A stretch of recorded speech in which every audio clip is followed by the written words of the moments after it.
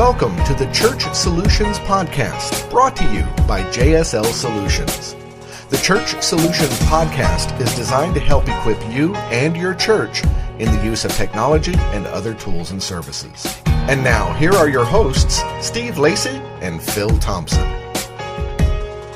Good day and welcome to another edition of the Church Solutions Podcast. Hi, my name is Steve Lacey. And I am Phil Thompson. We bring you this podcast almost every week if we don't screw it up, like we did last week.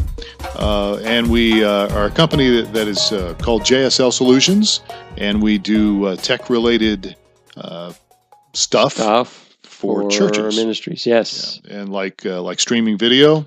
And mobile apps and church management systems. And we also work a lot with church leaders. Steve and I are both involved in our churches and leadership, and I have a lot of pastoral experience that goes way back until they kicked me out of church and defrocked me. They actually didn't do that. I'm actually still involved part-time with the church. And Steve has been involved in those wonderful, glorious leadership teams and boards, even though you don't call them boards, right? Church boards? Do you call them church boards? I think so. All right. So you've been involved. We've all been involved. So we talk a lot about it, mainly tech-related things, but we do talk about things that will help volunteers, will help pastors, because we have, honestly, a lot of experience with it. We don't have it all together, but we've learned a lot from our mistakes and are still learning. And so, which kind of brings us to today's topic. All right, so our topic is how to de-stress your life. How to de-stress your life. So I don't have to tell you, if you're involved in ministry, either full-time or even part-time, that ministry can be very stressful. Life can be very stressful. So even if you're a volunteer, and chances are, we have a wide range of people listening to this podcast, and many of you are volunteers, but I'm assuming that if you're listening to this podcast, you are very much involved in your church as a volunteer, either technically or something related to that. And so you're doing a lot of things. You've got probably a job, you're volunteering at your church, either part-time or full-time, and you're dealing with stress. Right. So it's very common. And Steve, I deal with stress all the time because I'm wired tight, but you were even stressing out. I was stressed last week. And what stresses me out, I was telling my wife, I said, if there's something that needs to be done or needs to be fixed, and I don't know exactly how to do it, and I don't have any resources available to draw on to get me through the thing. So yeah, the big thing is, actually, Facebook every couple of years changes their API, which is the way applications interface with Facebook. And they were notoriously terrible documentation and convoluted methods in the beginning. It's gotten better. But this last iteration, they're now allowing some information to the third-party APIs that we were relying on. So. And our apps, and not only our mobile apps, but even our StreamingChurch.tv, we have a lot of interaction, or what do you call it, interface between. Yeah, a lot of interface between Facebook. Yeah. We use the Facebook protocols for the linking to profiles and showing your profile pics and all that sort of thing. Yeah, wow. So yeah, they said, and they gave us a timeline, and it's still out there. They're going to turn all the old way of doing things off, which is their new, they switched 2 years ago to the same kind of thing where they said, our former ways are going away and you've got to rewrite everything you've written to this new way. And then now it's been 2 years later and they're doing it again. Nice. Very nice. Well, let's talk about that now. So let's talk about how to de-stress your life. You're dealing with it. I'm dealing with it. Everybody deals with stress. Our society is just going crazy. So here's some tips. And I want to say that, stress can be unavoidable at times, but some of these things we're going to mention hopefully will help minimize the damage. Yeah, so we got 8 tips we're going through, right? We got at least 8 here. So the first one, and by the way, I know that some of you are going to say, well, why don't you just, the answer is just pray more. And I would agree. I think prayer is a great way to de-stress. Studies have showed that, but there's some things you can do that are kind of related to that to some degree or not related that will help you. So the first one I've got written down is breathe and breathe deeply. All right. So a focused, breathing's It's a necessity. Yes, it is a necessity. What's the word? It's an involuntary action. So this would mean focusing on how you are breathing. Yeah, you know what? It really, there's something about relaxing and practicing some deep breaths. And you don't have to do this all the time, but I would suggest you do it a couple times a day, especially if you're dealing with stress. The more stress you do, I would suggest, this is just me saying this, but I would say take some breaks throughout your day and walk away or something and find a place somewhere you can just relax, take some deep breaths, because there is something physical that happens. You're breathing deeply, and it helps the blood circulation. They say it decreases blood pressure. That it really helps your bloodstream, and stress affects us not only emotionally but physically, and so it really is important to take some time out, and you can do this during your prayer time, if you want to do a little time of meditation, whatever that might be, but do some regular slow breathing, and it will really help de-stress your body. Mm-hmm. Just a little tip there. All right. It doesn't have to, it's not anything. It's a common thing that people say, take a breath, breathe deeply, calm down.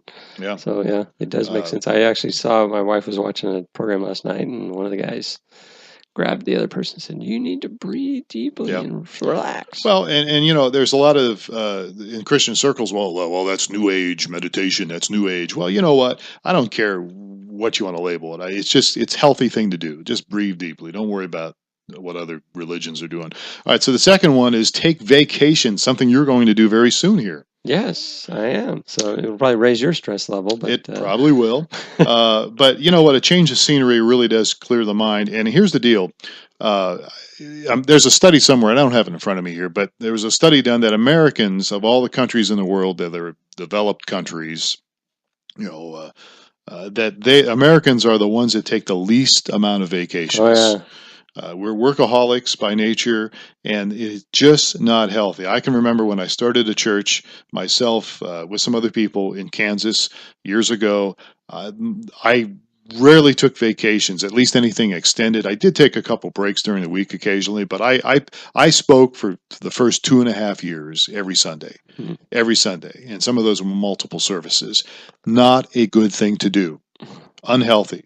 Don't do it. It will come back to haunt you. So make sure you schedule vacations, take some breaks. If you can't take extended, at least take some breaks during the week, and try to unplug and just get away from everything. Yeah, one of my former employers recognized the value of this and stopped allowing the employees to carry their vacation over, because a lot of people would just roll my vacation in next year. Right. And so they would require by the end of the year that you either use it or you lose it. And that's a pretty common thing now. So they want you to, they recognize it. Yeah. There's a study here by I think by Air New Zealand that it says the study sponsored by Air New Zealand improves reaction time 82%.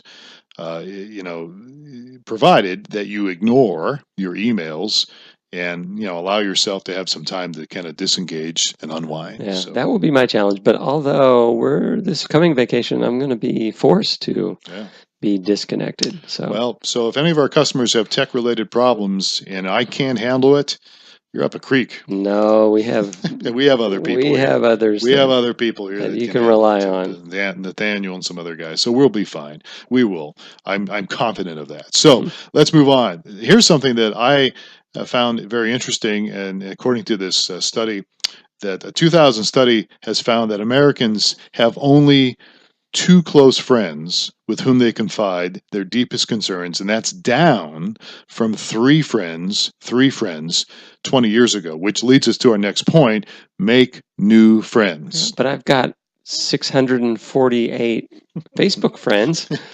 Well, actually, my wife said she just saw that she had 666. I saw that Facebook friends. I told her that the devil was probably one of her friends, but. So what do you mean I only have 2 friends? Right. Well, so those, as you know, those aren't really your friends on Facebook. Those are at best acquaintances. Yes, that is true. There's many books out there, but one that I'd read recently talked about actually the maximum number of relationships you can maintain Yeah. is around 150. Yeah, So and that's high. yeah, I've heard it's been a little less than that. yeah, and that's Yeah. just so you Right. recognize and know, and it's not necessarily having 150 friends, but yeah, that's that you can keep track of. It really comes down to this. We all and I think this is scriptural. I think studies have brought this out, that you and I need to have at least a couple friends that we can unload on, that we can be ourselves with, that we can be transparent with, the people that we can trust, people Yeah. that can hear us when we're hurting or voicing our frustrations. And we're talking trusted friends here. We're not talking just talk to anybody, but we need at least a few of those people. There's about 3 or 4 people in my life that I've known for well over 20 years, a couple of them over 30 years. And it really helps us de-stress when we can spend a little bit of time with some people we trust and share our feelings with. Mm-hmm. So, Yeah, friends, you should make some friends, and even making some other new friends. That's stretching out a little bit, and not that you become bosom buddies or really close right away, but reach out to some new people and connect with them. Yeah. So, all right, moving right along here as we talk about how to de-stress your life: breathing deeply, taking some vacations, making friends, and the other one is something right up your alley: exercise regularly. And you do that all the time. I do. I've moved as you know, got a treadmill desk, as I call it, and what a friend had thought I took a desk and I was carrying it around the neighborhood as I walked, but no. I was like, no, it's a treadmill that we've converted to a desk, and so I spend an hour and a half or so every day on the treadmill desk. An hour and a half, so 90 minutes a day you're spending on a treadmill. Yeah, usually, yeah, and That's I was at 2 hours a day, and I found that it works really well because I can work and be distracted and have my head off in the clouds of answering emails or doing work and stuff, and then I look down like, oh, I've already gotten 40 minutes. So you have a little platform that sits on top of like the handles of your treadmill. Yes. So you're walking, your laptop's sitting on there. Yeah, You've probably got headphones on, drink of or something. water. I got my mouse, and all that stuff is all just right there. Very convenient. And you made this yourself, because aren't they really expensive if you buy them somewhere else? Yes, I looked into. They sell them commercially, and they're very expensive. So I actually didn't have a treadmill at the time, but I had a friend who had one that wanted to get rid of it. So I went and tried it out by just carrying my laptop, seeing it. I didn't think I'd be able to do it. And I walk fast. I walk about 2.5 miles an hour. Okay. So it's not, if I walk with my wife, we try to walk almost 4 miles an hour. So you guys both walk on the treadmill together? No. This is if we go out and about. Okay. So you guys we do our power walk where we're walking fast. But this is, it's not leisurely, but it's not real brisk. Yeah. Well, it's good exercise. So again, exercise protects your heart, which is often really one of the first effects when it comes of stress. And studies have shown, obviously, and this is a no-brainer, that exercise helps maintain our brain's ability to focus from one situation to another. Another key thing is it helps you sleep too. Yeah, I know it's true for me. So if I've not exercised, then you get a little more tense, and just having to have exercise during the day. When you go to bed, you sleep. Right. Well, we were playing basketball. Actually, a friend of ours has a gym that he lets us use. It's not his gym, but his wife works for a school, and so she has a key. She has keys, and they allow him to come in, and so we played some ball this Sunday. I was still sore yesterday, really sore. I wasn't as sore as I thought I was going to be. My feet were sore, but I was sore all over. I'm still kind of sore. Really? I was like, wow, how do I use my stomach muscles when I'm playing basketball? It's amazing, isn't it? Yeah. We need to start. Hopefully, I don't know if we'd like to do that on a regular basis, but we can't. It sounds like, because he's got band practice or something. So anyhow, let's move on here. So exercise is important when it comes to de-stressing. Also, something that I'm a very, very big hypocrite, but I put this on the list, and that is eat plenty of fruits and vegetables. Yeah, I'm not very good with this either. Well, the whole idea about that is what they call the antioxidants, and there's other ingredients that are supposed to really help your system, the inflammatory system, and the proteins in your body, and helps really. It helps your body produce these enzymes that supposedly help you deal with stress. So I have friends that eat organic foods. I have friends that are very healthy eaters. I have tried for years, and I don't do very well. Yeah. I was a vegetarian one time for about 2 weeks. Really? And I couldn't handle it. And I tried supplementing my protein. I'm sure we'll get some feedback from vegetarians or whatever, but I craved protein. I craved meat. Yeah. I craved it, and I have to, over the years. I have tried to cut back on red meat. I have tried, and I am pretty good at that. But I still need to eat something. But even if you eat meat, you could still eat plenty of vegetables, and you could still have plenty of fruit. And I don't do very well on that. Yeah. But something to consider, right? Yeah, I know my wife does better than I, but Yeah. I buy the fruits and vegetables, but You buy them, she eats it. Yeah. Oh, good for her. All right. So here's something also that you're very good at. The next point. Don't stay up late. Don't stay up late. Didn't know I was good at it, but I guess I am pretty regular about going to bed. You go to bed, right? All the time. Don't you go to bed by 8 o'clock? Isn't that when you go to bed? Not quite, but usually between 9 and 10. All right. I'm out. You know what? Sleep. I've heard pastor friends of mine talk about, you know what? If you're stressed out, take a nap. He goes, you got a problem you can't solve. There's something about relaxing and sleep that will help you with decision making. It will help you with depression. It will help you with stress. And the studies have shown that you need to get plenty of sleep. Now, different people operate differently, but so it all depends. But most scientists believe that you should at least have about 8 hours of sleep. Yeah.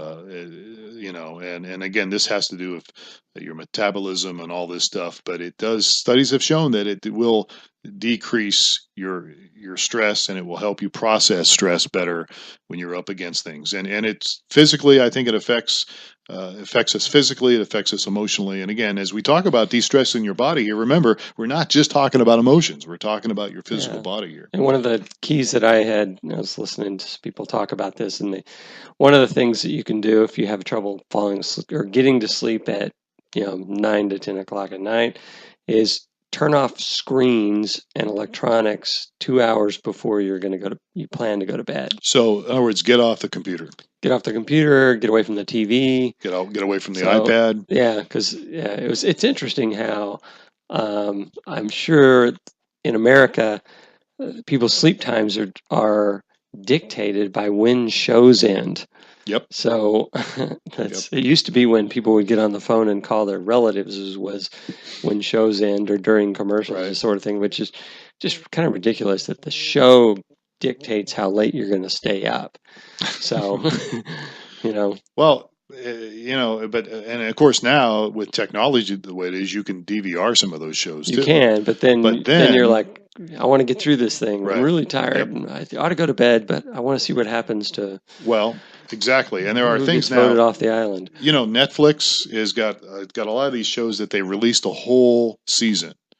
There's different shows out there. They released a whole season, and so what happens is my wife. Not to mention any names here, but my wife, if there's some show that's on Netflix, and the whole season has been released, she will just do binge watching. She will do binge watching all weekend long, and just one episode after the other until she runs it out. What is it? This Downton Abbey is this show Downton Abbey? Oh yeah, my wife's doing Downton Abbey too. and I mean, you can watch a bunch of them. It's a foreign language film. You knew that, right? Because it's in Britain, you mean? I know. As my wife mentions, I'm watching I watched this whole scene. I don't know what happened. She goes, "You've got to really focus because they're speaking English." Exactly.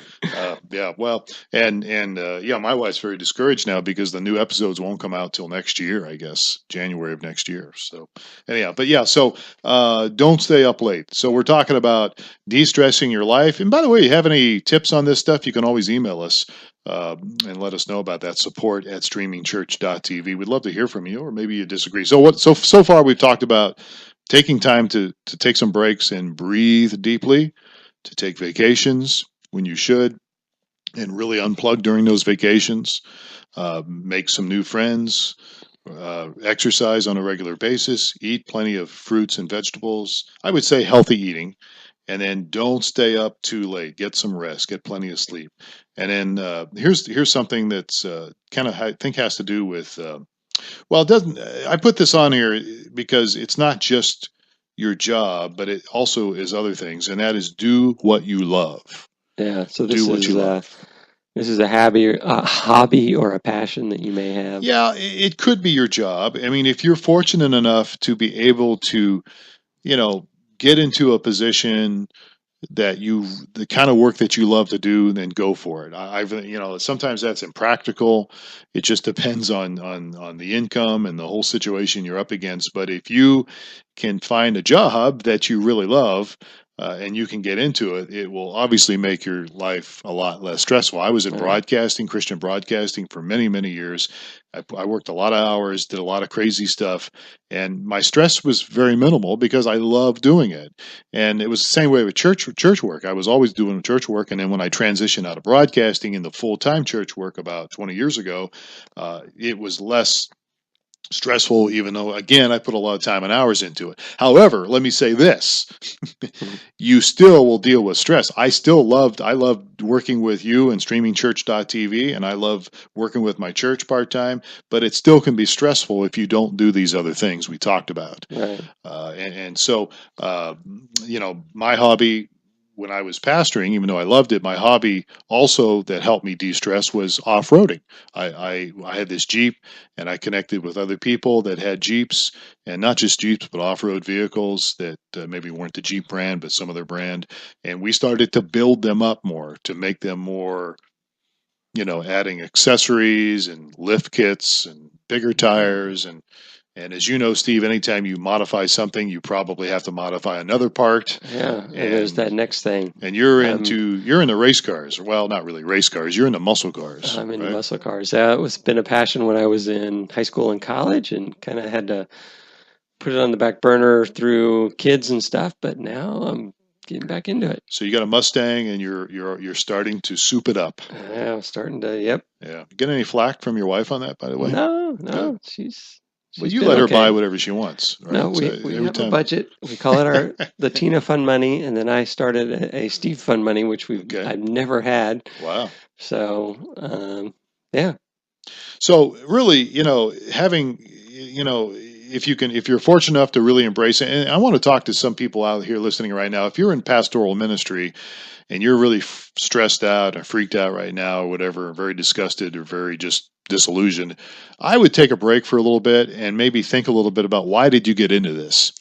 And it may be you just kind of need to go back to your sense of purpose and realize, okay, I got into ministry because of this, because of that. Right. Not only did I kind of regroup and refocus on. You might need to refocus a little bit. I have to do this a little bit when I'm involved in ministry at my church, because sometimes it gets so frustrating, and I have to take a step back and go, okay, I've been doing this for a long time. Why did I get into it? And if I really start to think back about why I got into the reasons, then I begin to de-stress, and I begin to get a little more of just a better perspective, on why I'm doing what I'm doing. So I would encourage you, if you're involved in ministry and just not happy right now, maybe you need to make a change, maybe. But again, don't make the change quickly. Talk to some good people and bounce it off them. Maybe take a break, maybe take a sabbatical. But at least go back and regroup and realize, okay, why did I get into this? Did I get into it for the right reasons? And if I did, what's going on here? And try to get some perspective on it. Because I think it will help you. So try to do what you love. If it's not your job full time, at least come up with some kind of a hobby that will help you get your mind off things. All right. So last but not least, delegate. How to de-stress your life. Delegate. When I first came across this principle many years ago, I didn't like it because it involved training people. It involved trying to get them. Trusting them, getting them up to speed on things, took a lot of energy and time initially. But I'll tell you what, I'm glad I did it. And it not only helps you to delegate to other people, but it helps them as well. because you're trusting them, and for them, it's a growth experience for them as well. Mm-hmm. Whatever it is whatever it is you're asking them to do, and it will help build their life up as they take on responsibility, especially if it's church work.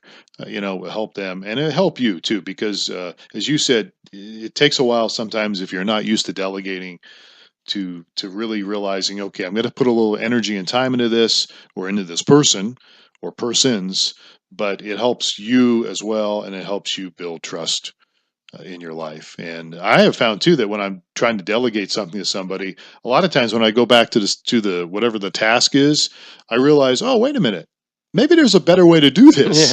Yeah. As I'm trying to explain it to somebody, they find yeah, a better way to do this. I have a friend of mine who recently opened up a brand new restaurant, actually in your neck of the woods, and his wife is involved a little bit with it as well. And it's a franchise called Z Pizza, and I really like it. It's really a great pizza, great food. And she said that the franchise people came in and trained them how to do things. And one of them was working with the register and getting orders and stuff. And she kept thinking, this doesn't make sense. It's not very practical, what they're telling us. But, they're the franchise people and they must know best, right? And so they've been open only a couple of weeks, but she started to think some things through and realize, you know what? There's a simpler way to do this. And she goes, I wonder if these people really, really are involved. The people training are really doing this every day, Yeah. And so they've come up with a better way to run their register, their orders and stuff. And it was all because, they were trying to delegate and train people. And she realized this doesn't work as good as if we did it this way. Careful with that, though. Well, you do. Feed that back to your franchisees. You do. Well, I asked them, I said, are you telling them this? She goes, we're going to send them an email and talk to them about it. Yeah. So they're not trying to do anything behind the, I'm sure there's a way. I mean, they're able to franchise because they created a really good process. Exactly. But I get that, and I know like McDonald's has like hamburger school. It's literally called hamburger school, or was anyhow, and because there's a way to do it because it works. Right. But still, there are some things sometimes that there might be a better way to do something.